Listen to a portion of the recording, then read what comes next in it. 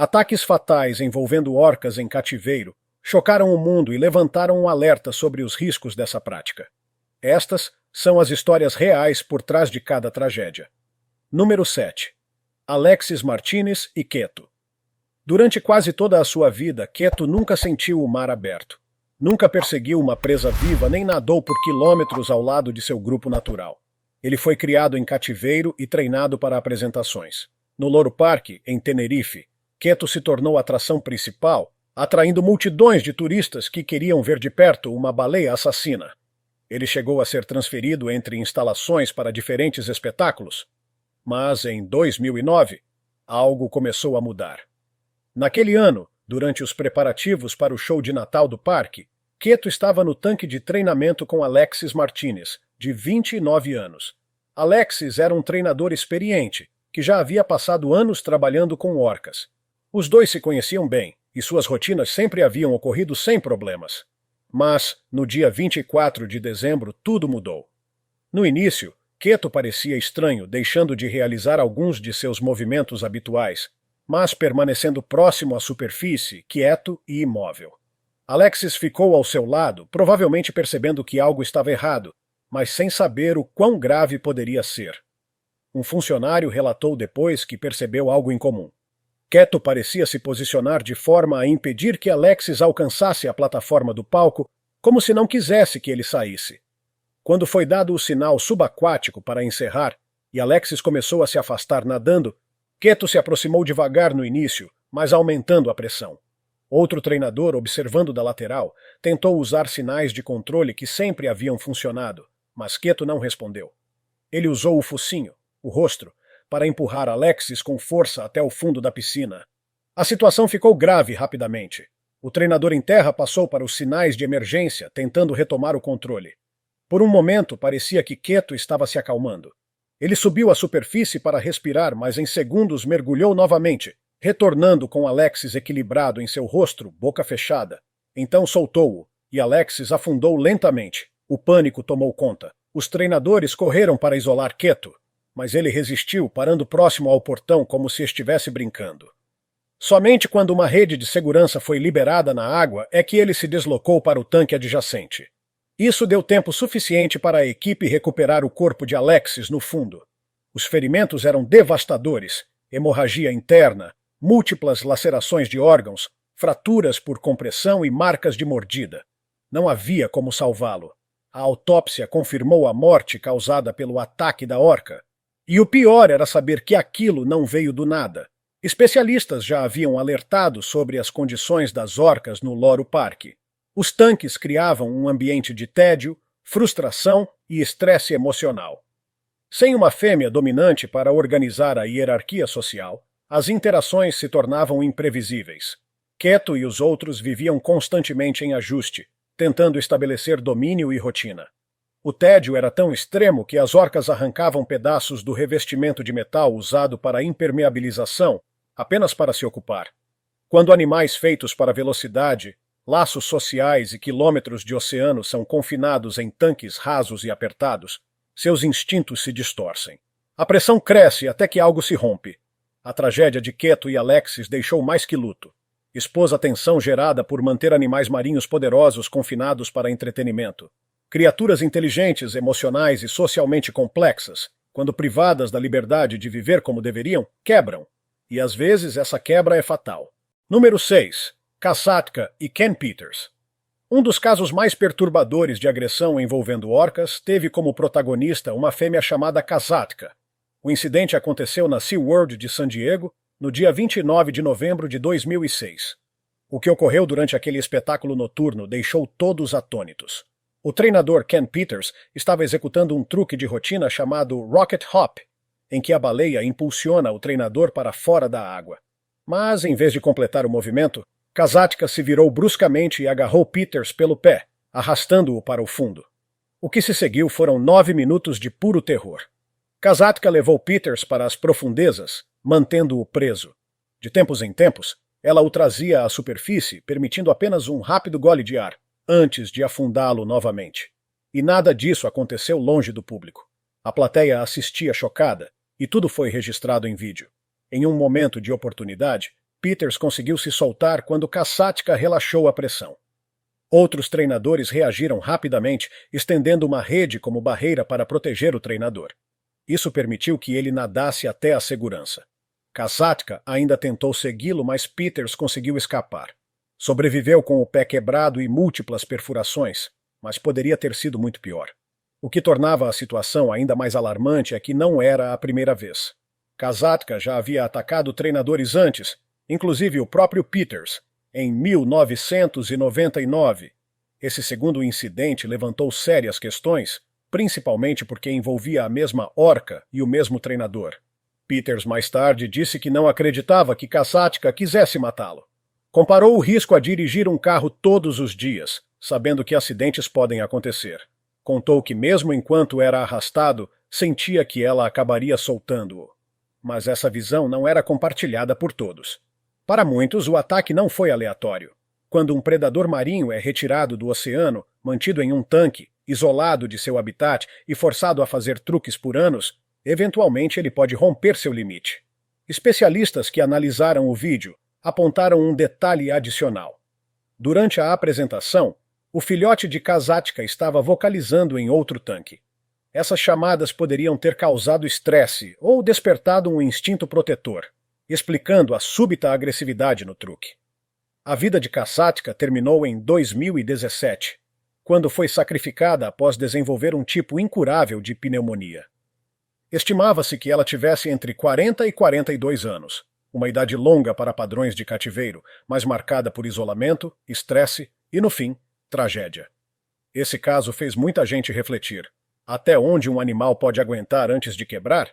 O comportamento de Kasatka não surgiu do nada. Foi moldado por anos vivendo em um ambiente que não supria suas necessidades naturais, sem oceano, sem grupo familiar verdadeiro e sem para onde fugir quando o estresse aumentava. Número 5. Claudia Volhard e Tekwa. Em 2007, a treinadora Claudia Volhard, de 29 anos, esteve perigosamente perto da morte durante uma sessão rotineira de treino com uma orca chamada Tekwa. Mas, antes de entender o que aconteceu naquele dia, é importante voltar um pouco e conhecer a história de Tekwa e tudo o que ele havia passado. Tekwa nasceu em 8 de novembro de 2000. No início, tudo parecia normal, mas, com o passar dos meses, algo mudou. Sua mãe, Taima, começou a agir de forma agressiva contra ele. Mordia sua pele, o prendia contra as paredes do tanque e, em alguns momentos, chegava a encalhá-lo. No ano seguinte, a situação se tornou insustentável e Tekwa foi separado permanentemente de Taima. Foi então que outra orca, Katerina, que havia dado à luz recentemente a um macho chamado Tuar, passou a cuidar de Tekwa como mãe adotiva. Criado no SeaWorld de Orlando, ele passou boa parte de sua infância ao lado de Tuar e Katerina, formando um pequeno grupo social. Eventualmente, também interagia com Katina e seu filho Ikaika, mas era com Tuar que tinha mais proximidade. Os dois jovens machos frequentemente se apresentavam juntos nos shows. Em 25 de abril de 2004, Tekwa e Tuar foram colocados em um transporte aéreo e enviados para o SeaWorld de San Antônio. 2 anos depois, a vida de Tekwa mudaria de novo. Ele foi enviado para o Loro Parque, na Espanha, junto com outras 3 orcas, como parte de um empréstimo para a reprodução. Esse novo ambiente era completamente diferente dos anteriores. Todos os 4 haviam sido separados de suas mães muito cedo, o que prejudicou o desenvolvimento de vínculos sociais sólidos. Quando foram colocados juntos, a convivência foi tensa desde o início. Brigas eram frequentes, e a agressividade virou rotina. Nesse grupo instável, Tekwa acabou no fim da hierarquia. Ele se tornou alvo constante. As outras orcas o mordiam, o arranhavam e o assediavam sem trégua. Preocupados com seu estado, os funcionários tentaram devolvê-lo ao SeaWorld, mas o pedido foi negado repetidas vezes. Mesmo depois de alguma melhora, os ataques nunca cessaram completamente. O corpo de Tekwa carregava as marcas dessa convivência. Cicatrizes profundas e arranhões visíveis à distância. Algumas marcas eram tão graves que ele começou a encalhar de propósito, possivelmente tentando escapar dos outros. Visitantes frequentes afirmavam reconhecê-lo apenas pelos cortes em seu corpo. Tudo isso pode ter influenciado o que ocorreu a seguir.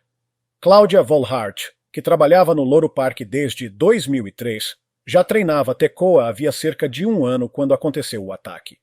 Durante um ensaio pré-show, eles realizavam um comportamento chamado foot push, em que a treinadora apoia os pés no rosto da orca e é empurrada pela superfície da água.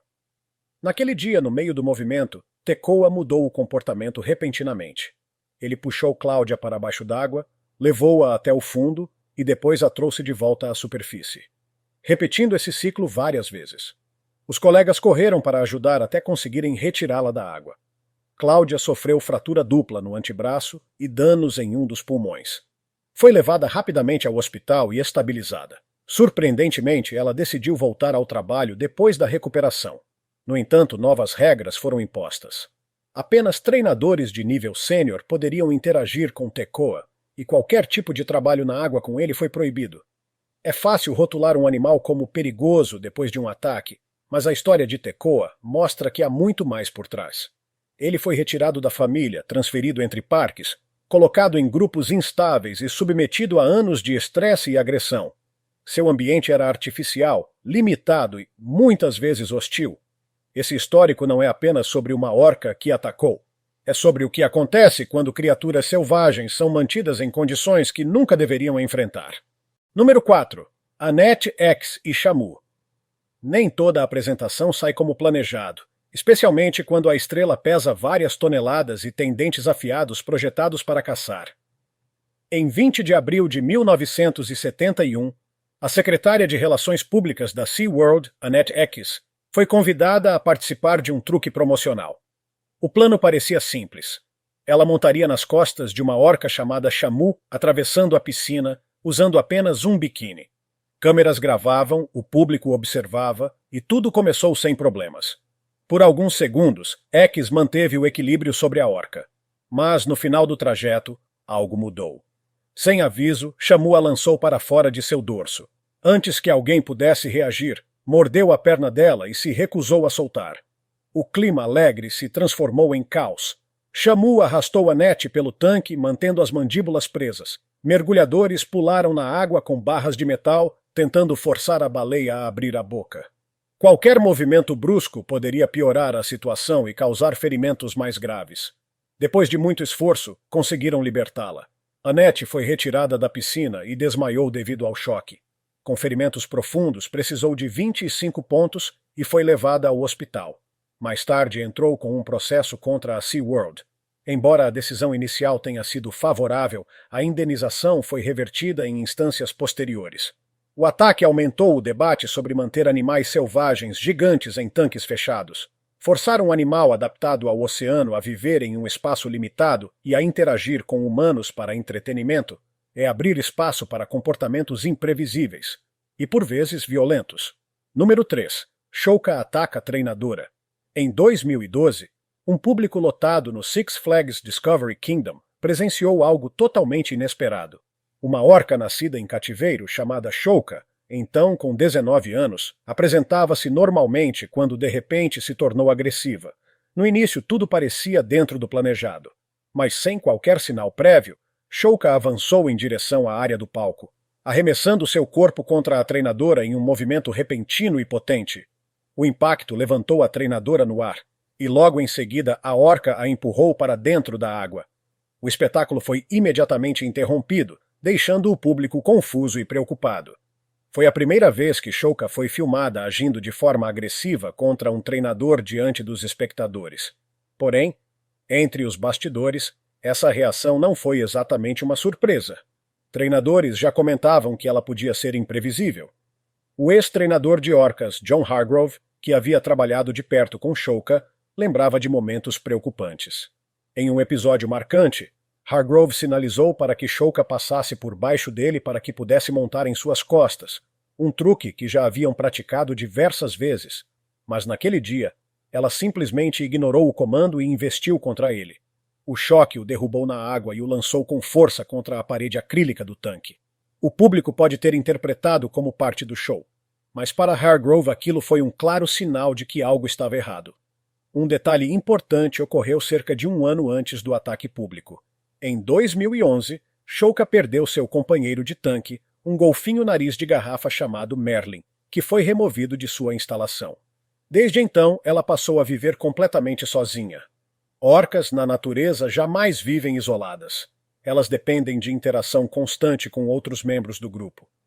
A própria Lei de Bem-Estar Animal norte-americana determina que animais altamente sociais, como as orcas, não devem ser mantidos sozinhos. Mesmo assim, Shouka passou meses isolada.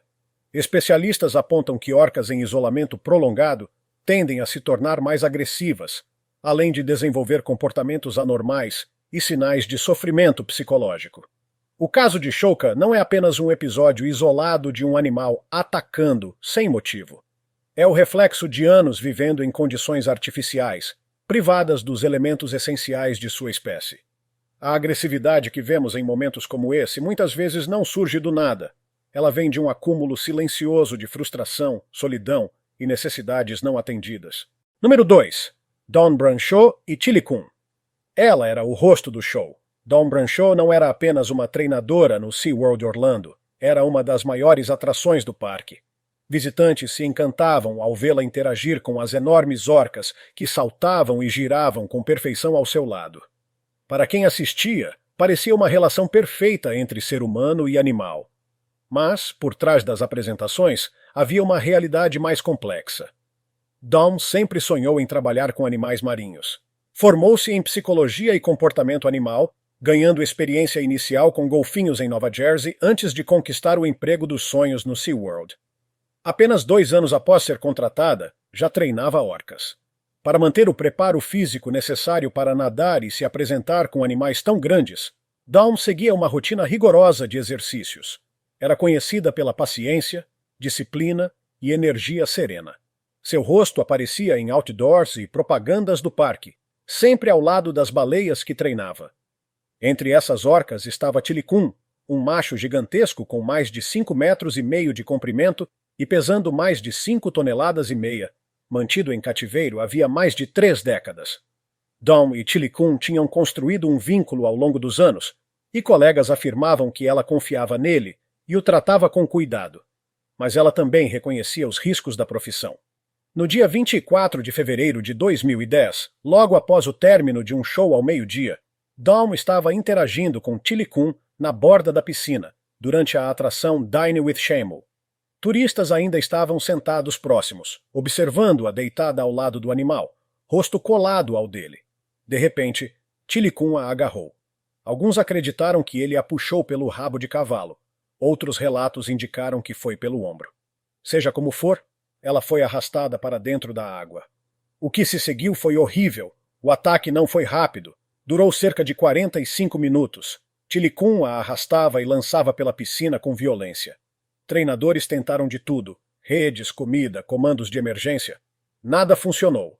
Ele se recusava a soltá-la. Quando finalmente conseguiram movê-lo para um tanque médico, Dawn já não tinha vida.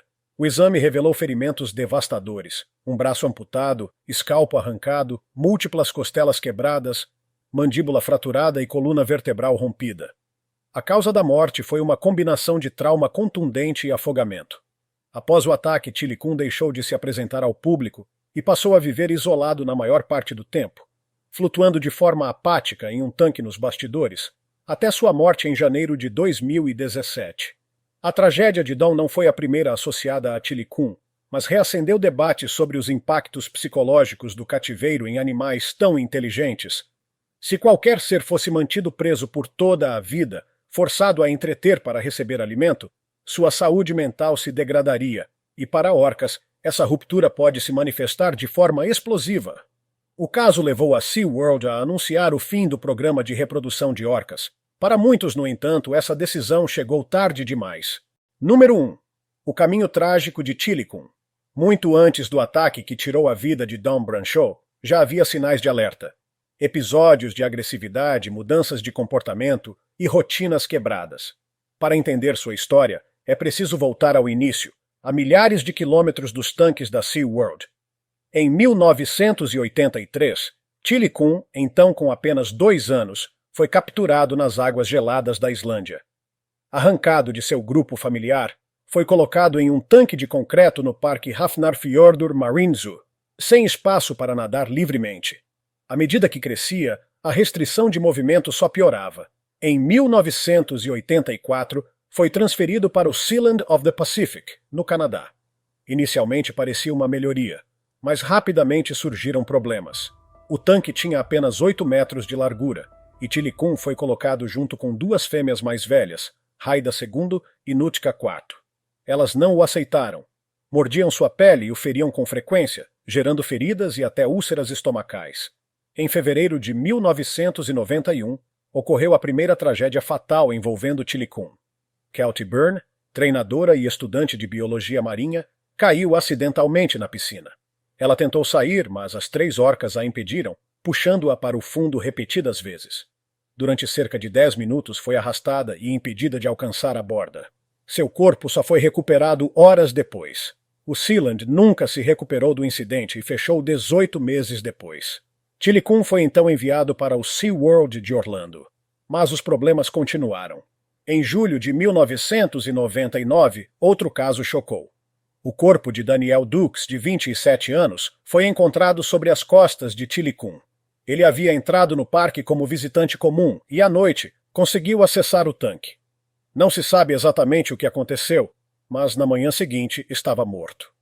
Mesmo após esses episódios, Tilikum continuou se apresentando, reproduzindo e interagindo com treinadores.